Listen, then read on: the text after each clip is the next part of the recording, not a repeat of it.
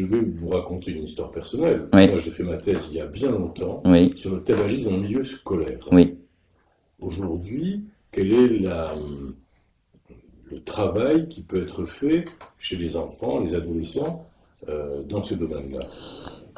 C'est le défi principal. Tout commence par l'éducation naturellement. Les jeunes fument de plus en plus tôt et les fabricants de tabac savent parfaitement comment accéder à cette population. Heureusement, les paquets moins chers à 10 cigarettes par paquet ont été interdits pour éviter que les jeunes aient accès au tabac. Malheureusement, ce fléau est quand même présent chez les jeunes et je pense que la prévention doit être faite dans les collèges, dans les lycées et également auprès des parents puisque les enfants naturellement choisissent le modèle de leurs parents.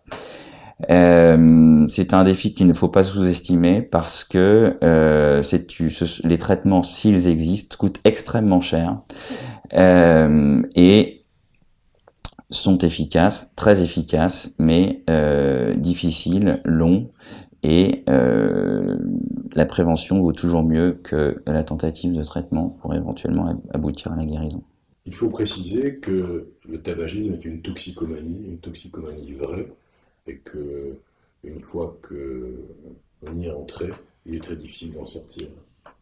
C'est totalement exact. Je pense qu'il ne peut pas y avoir une approche pour réduire le tabagisme.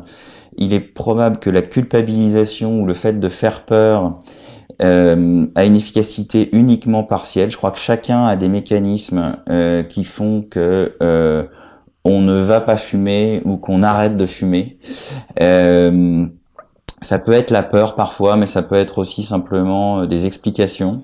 Et puis, fumer est un acte, je crois, assez irrationnel, qui est en lien aussi avec une certaine croyance de sa propre immortalité.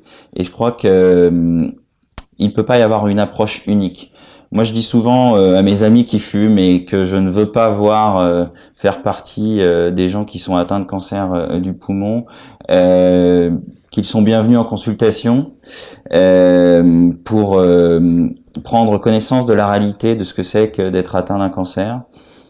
Mais je ne crois pas que ce soit forcément la seule approche qui soit valable pour essayer d'empêcher les gens de commencer à fumer ou essayer de les faire arrêter. En tout état de cause, je pense que les politiques de santé publique doivent prendre beaucoup plus parti dans l'arrêt du tabac. Et actuellement, il y a évidemment une dualité entre l'argent que rapporte le tabac et l'argent que coûte le tabac par le biais des maladies qu'il entraîne, pas seulement par le biais des cancers, mais également par le biais des maladies cardiovasculaires, par exemple.